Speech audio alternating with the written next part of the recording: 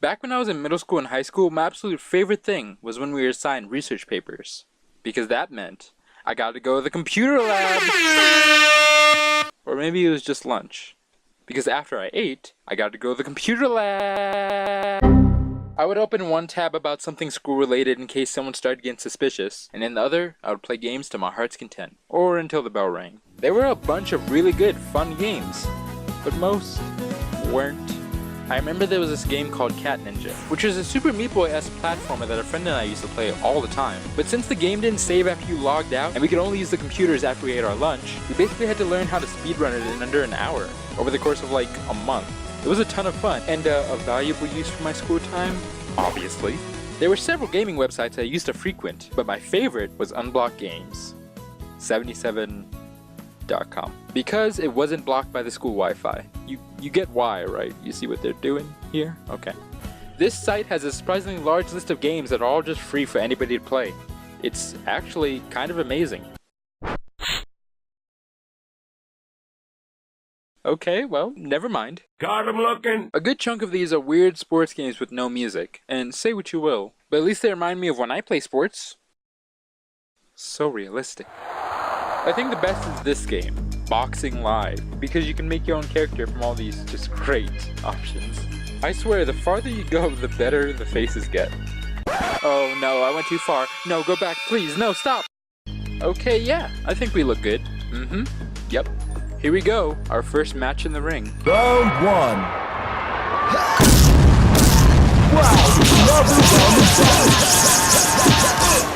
Look at these rapid punches. This is game? To start off with, your arms are literally just floating there, in midair.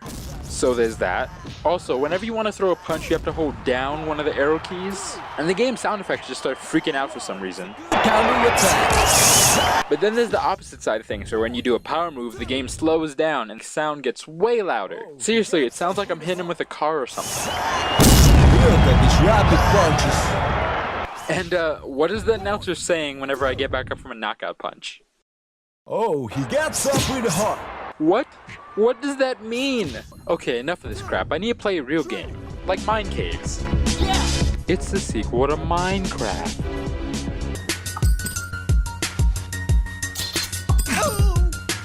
This is just crazy. Sometimes you just gotta wonder who sat down and made these things. It looks like it should be a game on the App Store. At its core, it's really just a simple puzzle game with Minecraft textures. My favorite thing is how the music doesn't match the game in the slightest. It's almost better without the music just because of how hilariously awkward the sound effects are.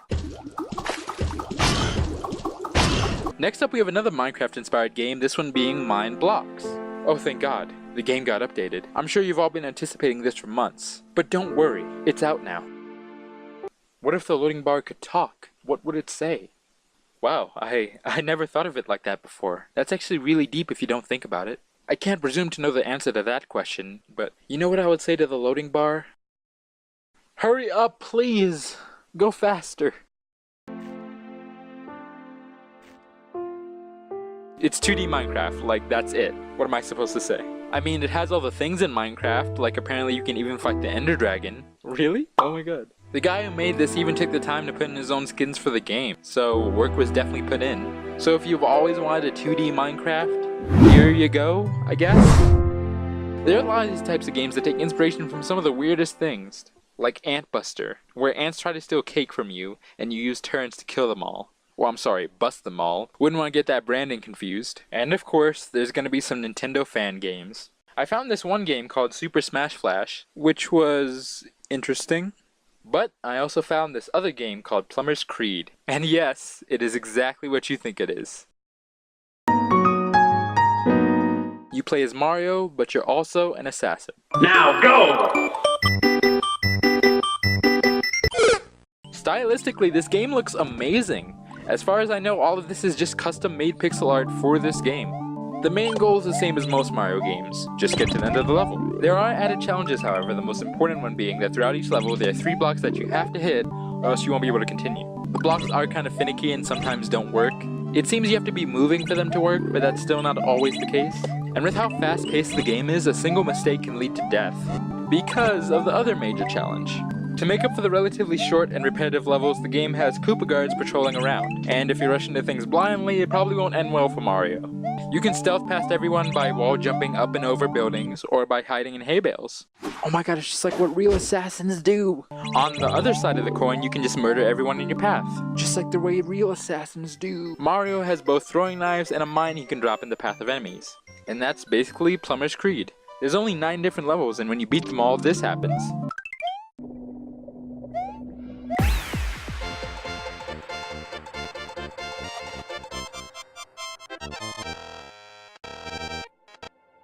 It's short, but for a fan game where Mario is an assassin, I'd say it's pretty good. Next up we have a scary game, 13 Days. In hell. It's a first-person shooter where you shoot zombies? In hell. There's not that much to say for this one. I guess it was kind of confusing that your shooting reticle moved around in a circle. That was weird. I also found the running animations for the zombies pretty entertaining, especially when they start zigzagging across the screen. I was actually too busy paying attention to the zombies that by the time I realized they were killing me, it was too late to stop them. Oh well. Let's try another zombie game, and boy are there a bunch to choose from. Zomgies 2. Sounds promising. Eat my dust, zombies! Nope, I take it back. I was wrong. What is this? Like, I get it's a zomgie, that much is obvious. But what was it before it was a zomgie? Oh no, I died again. Dreaming. Nightshift.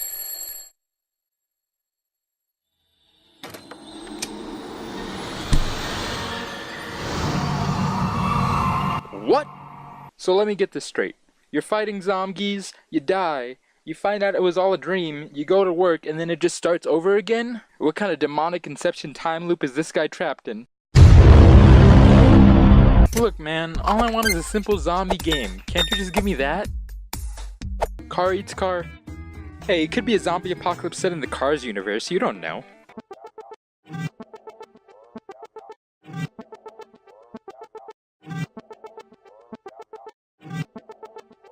What's even happening here? I think this is supposed to be the plot. There's a kid getting laughed at by adults because his car isn't, demonic. And now he's dreaming about the car driving through some hills.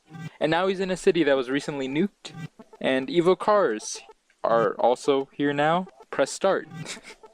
Well, we're not gonna get anywhere just sitting here. Let's see what the game has to offer. It's a car game where you drive, but there are also upgrades, and other cars chase you, but you have bombs, so it's fine. Actually, if you go searching around on this type of website, chances are you run into at least 1 or 2 games like this. Runners that start off with some kind of short comic to explain something, followed by a game where you progressively upgrade your character so you can get farther with each run. These games aren't inherently bad or anything, and I am a fan of upgrades, but these types of games are just too repetitive to hold my interest for long.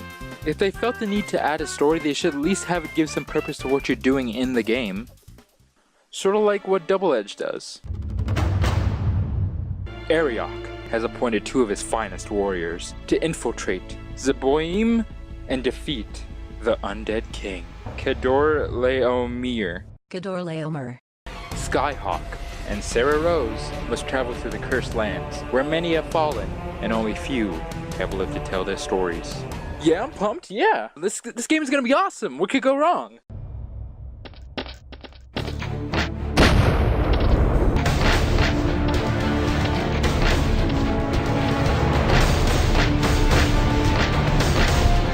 The next game is a small car. That's literally what it's called. It's just about getting to the end of a bunch of different levels, but the controls are super floaty. It's one of those games that toes the line between being annoyed at the controls and being amused by the wacky physics. It's not that bad, really. Are you ready to hear the legend? What legend? Why, the legend of the golden robot, of course. No thank- Everything was good in the village, until the evil wizard turned up with his horde of evil minions. The wizard was invincible, but there was a new hero. But there was a new hero in town, and the wizard didn't know about the legend of the golden robot. Legend had it the robot was so powerful it had been split up and buried, but it could defeat any evil magic, and so, our hero's quest had begun.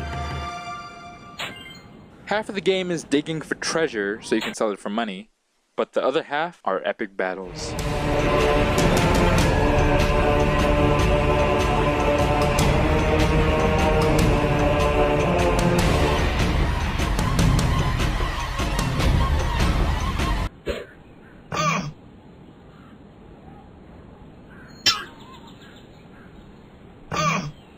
This game hits all the fantasy bases, okay? We got goblins, okay? We got elves. Yes, elves. And we got a dwarf. This game truly surpasses any fantasy thing you've ever seen. Oh, the dwarf killed me.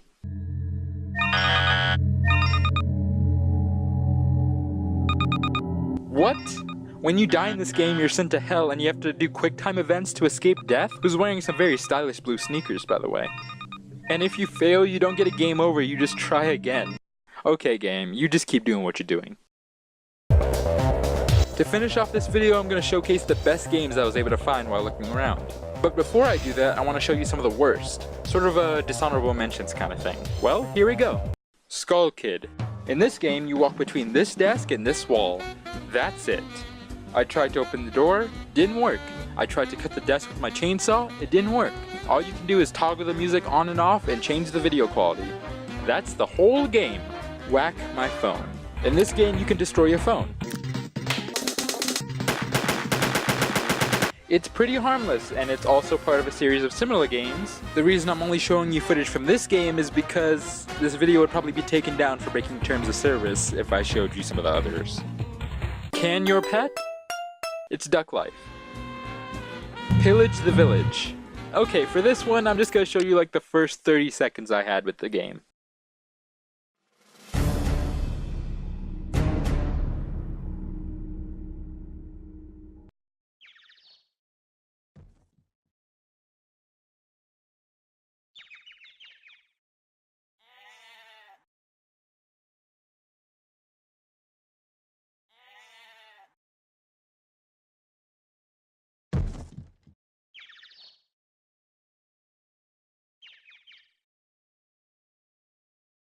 What is this? Where did that weird guy go? Don't forget to loot coins? And why is there clearly no village for me to pillage? This game is a liar. Those were bad. But as we've seen, there are games here that can be considered good and fun. However, there is the occasional game that rises above and beyond the call to action. And so, I want to tell you about the top 3 best games I was able to find. Plasma Burst 2. This game is pure awesome. It basically amounts to moving to the right and killing everything in your way. You'll be fighting futuristic soldiers, robots, aliens, monsters, you name it. And there are also a myriad of different weapons you can buy or unlock that all act differently. You end up exploring floating laser factories or sunken ancient ruins, all the while doing small puzzle platforming and even facing some bosses. It does have its faults, of course. The controls take some getting used to, and the game has this weird momentum that's a little inconsistent and can send you flying if you're not careful. Despite that, this game is part of a trilogy of games that are just as fun and definitely worth playing. Castaway 2, Isle of the Titans. I'm honestly biased for this one. I played it a lot when I was younger and I still love it to this day. Your character washes ashore onto an abandoned island overrun with monsters, with your only source of company being a goddess that communicates through statues. You explore the island, uncovering the story and slowly regaining the memories of your character. You have skills you can upgrade, weapons you can buy, magic you can use, and my favorite mechanic is monsters that you can incubate and eventually have as pets that follow you around and fight alongside you. For whatever reason, whenever I play this game, it always reminds me of Wind Waker. It just gives me the same feeling of adventure, I guess. And to me, this music is just as good.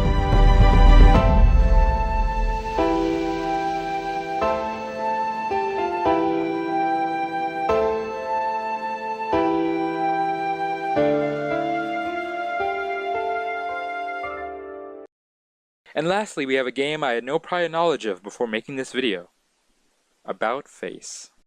The game starts off as a deceivingly simple platformer, until you get a power-up of sorts that allows you to switch between worlds of black and white, which in turn lets you stand on different platforms. Shortly after getting the hang of that new power, you run into this two-faced creature. At first, the happy face congratulates you for unlocking a new power, and says that you'll end up having an amazing adventure, while the sad face is simply worried that you'll hurt yourself, and says that you should go back home where it's safe. But as you continue, things start to change. Their personalities start to get more extreme as the platforming gets tougher.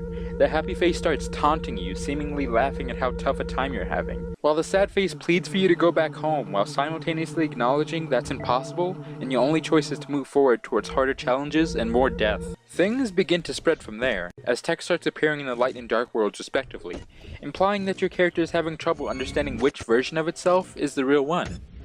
It continues like that for a while, with both characters switching between soul-crushing depression and almost psychotic happiness, until it reaches a breaking point in the last 2 levels.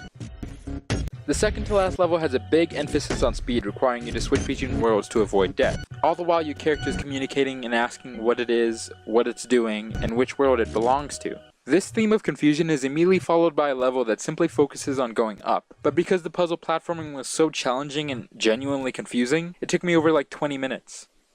When you beat the level, you have one more interaction with the two-faced creature, and afterwards, you're sent home. At first, I simply thought the game started over again, but actually you keep your world-changing powers, and there are also diverging paths that weren't open to you before. The game has a great progression and isn't afraid to throw some hard levels your way. I won't go into any more depth, but I genuinely think if you're at all interested, you should play this game for yourself. It's short, but it's good. And those were some weird web games. I still don't even know what I'm gonna call this video. But realistically, I only just scratched the surface of how many games there really are. There are way too many for any one video, but I enjoy playing the ones I did, and I hope you enjoyed listening to me talk about them. But seriously, was the video good? I don't know. Do you know? I don't know if you know. But if you do know, can you tell me though?